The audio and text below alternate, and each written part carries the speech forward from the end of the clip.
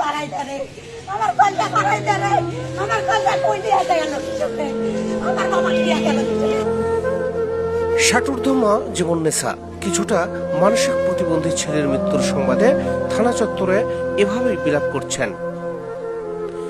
ছেলে হারানোর শোকে কখনো বা মাটিতে গড়াগড়ি করছেন, আর পাশেই রেলিং এর সঙ্গে হেলান দেওয়া বড় ভাই জুয়েল হোসেন আদরের ছোট ভাইকে হারিয়ে বাকরুদ্ধ হয়ে পড়েছেন। পারিবারিক সূত্রে জানা যায়, শুক্রবার বিকেলে বন্ধু মাজেদুলের সঙ্গে বাড়ি থেকে বের হয়ে আর ফিরে আসেনি। পরে রাতে অনেক জায়গায় খোঁজাখুঁজি করেও তাকে আর পাওয়া যায়নি। পরের দিন ভোরে পুলিশের কাছ থেকে সংবাদ পেয়ে পরিবারের সদস্যরা থানায় এসে লাশ শনাক্ত করেন।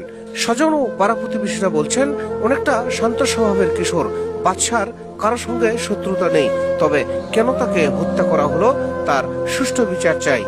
ভাই আমার কোনো শত্রু নেই, আমার ভাই হলে যে একটু হলে যে সমস্যা আছে, সাথের বন্ধু গাড়ি বাড়িও গায়ে বান্ধা, কিন্তু আমার বন্ধু হলো যে সেটা কাজ করেছিল, এটা গেছে এই পর্যন্ত হলো যে আমরা সকালবেলা শুনেছি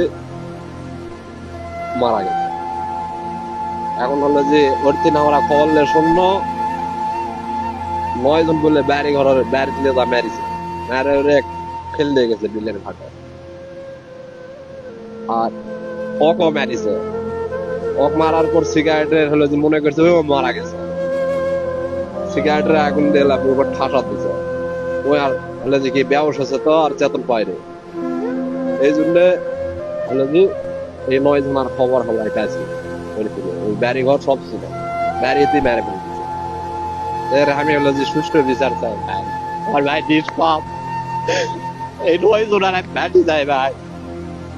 আমরা এটা মনে করতেছি যে উনি একটু ছোট বাচ্চা, ওনার বয়স 15 থেকে 16 বছর, উনি খুব ভালো এবং সাদাসিধে, ওনার কোনো আচরণও খারাপ নেই, মানে খুবই একদম সরল একটা সোজা। তো গতকাল দুপুরের আগে উনি আমাদের মসজিদের কাজও করেছেন, মসজিদের দল পরিষ্কার করেছেন। পরে আমাকে বললো যে ভাই আমি লাগছে বাসায় ভাত খাবো, তো উনি বাসায় ভাত খেয়ে ওখানে গ্রামে আর একটা ছেলে আছে ওনার ফ্রেন্ড, ওনার সাথে ওই বেল খেলাধুলা করছে। সন্ধ্যার আগে তারা নাকি ওই যে ফ্রেন্ড, ওই ফ্রেন্ডটা ওই জামালগঞ্জে ওখানে চাকরি করে, মানে সিটে আসলো, তো ওখানে দেখানোর জন্য নিয়ে গেছে। তো নিয়ে যাওয়ার পর এরা মনে করছে যে তো গেছে বন্ধুর সাথে, সমস্যা নাই, যে তো আগে যায়। তারপরে সকালে নিউজ শুনতে পাচ্ছি যে ওনার নাকি কারা মানে মেরে ফেলেছে। বাসা আমাদের প্রতিবেশী, একই বাড়ি, পাশাপাশি বাড়ি। ছেলেটা প্রতিবন্ধী, চোখে দেখেন, কিন্তু ছেলের সাথে ঘুরতে আসে, ছেলেটা মারা গেছে। কি করে মারা গেল, কিভাবে মারা গেল আমরা কেউ জানি না। আমরা সুস্থ একটা বিচার চাই। এই ছেলেটা খুবই সরল সোজা, তার সাথে কোনো কারো শত্রুতা নেই। ওই চল বিদেশি চল, বুঝছে, ওই চল আসাইনি। আমি কই যে ও বাবা ওর সাথে দিন ঘুরিস না, ওর সাথে দিন ঘুরিস না বাবা। তাও ওই ভাত খেতে আসে আন্দারে আসা, খালি ঢাকাই নিয়ে যাবে, খালি টাই দিয়ে নিয়ে চলে যাবে, একদিকে খেলার নাম দিয়ে নিয়ে চলে যাবে। কালকে মনে করো 12টা বাজেনি, 11টা বাজছে, বুঝছেন, মসজিদের পুকুরে মানে দল তুলিছে, তুলে দেয় আমার লাতিনের সাথে যে মাছ ছাড়ে নিছে, আমি কেবল গা দিয়ে গুঞ্জে গাও দিতে, ভাত খাবে চল, ভাতও খাবার দেয়নি, ওই টাই দিয়ে নিয়ে চলে গেছে। আমার ছেলের বিচার চাই বাবা, আমি পাইছি চাই, কয় না আমার চল বুন্দি বুন্দি, আমার চল চুল লয়, ডাকাত লয়, কোনো কিছু নাই, কিছু নাই বাবা। সবাই সবাই জিজ্ঞাসা করবি, আমার চল কোনো অন্যায় কারো করবে না, আমার চল ওটি একটা মোবাইল তো ইনকা হাত পাই না। তো আমি কই বাবা তুই জিঙ্কা হলো, তুই কে পালবে,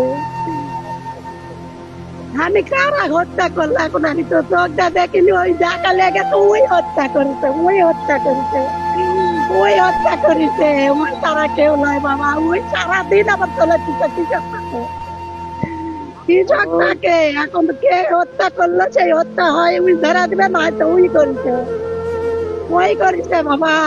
জাফরাটের খেতলাল থানার ভারপ্রাপ্ত কর্মকর্তা ওসি তদন্ত মোহাম্মদ আব্দুল করিম জানান, ভোরে 999-এ ফোন পেয়ে জাফরাটের খেতলাল উপজেলার মামুদপুর ইউনিয়নের মহব্বতপুর পদ্মপুকুর এলাকায় গিয়ে একটি লাশ এবং একজনকে গুরুতর আহত অবস্থায় পেয়েছি। আহত তরুণ এবং স্থানীয়দের মতে তারা জামালগঞ্জ এলাকার একটি ফিলিং স্টেশনে চুরির চেষ্টা করছিল। এ সময় উত্তেজিত জনতা তাদেরকে বেদম মারপিট করলে ঘটনাস্থলেই বাদশা মিয়া মারা যায় এবং মাজেদুল গুরুতর আহত হয়। পরে তাদেরকে পদ্মপুকুর এলাকায় ফেলে রাখে দুর্বৃত্তরা। নিহত তরুণকে উদ্ধার করে মর্গে এবং আহত তরুণকে উদ্ধার করে খেতলাল উপজেলা স্বাস্থ্য কমপ্লেক্সে ভর্তি করা হয়েছে। 15/8/2026 তারিখ সকাল 6:30 ঘটিকায় 999-এর মাধ্যমে সংবাদ পাই যে মহব্বতপুর গ্রামস্থ পদ্মপুকুর নামক স্থানে একটা লাশ এবং একজন ব্যক্তি গুরুতর জখম অবস্থায় রয়েছে। উক্ত সংবাদের সত্যতা যাচাইয়ের জন্য সংঘীয় অফিসার এবং ফোর্স সহ আমরা তাৎক্ষণিক ঘটনাস্থলে উপস্থিত হয়ে আহত ব্যক্তি এবং স্থানীয় লোকজনের মাধ্যমে জিজ্ঞাসাবাদে জানতে পারি যে তাদের একজনের নাম মজিদুল এবং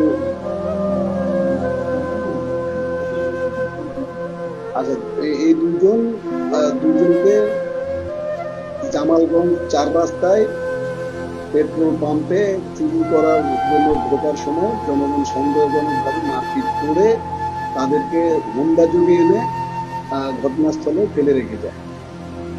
তারপরে আমরা মৃত ব্যক্তি বাদশা মিয়াকে উদ্ধার করি এবং গুরুতর জখমী মাজেদুলকে উদ্ধার করে খেতলাল উপজেলা স্বাস্থ্য কমপ্লেক্সে ভর্তি করায় এবং বাদশা মিয়ার লাশের সুরতাল রিপোর্ট তৈরি করে সদর হাসপাতালে পোস্টমর্টমের জন্য ফেলে।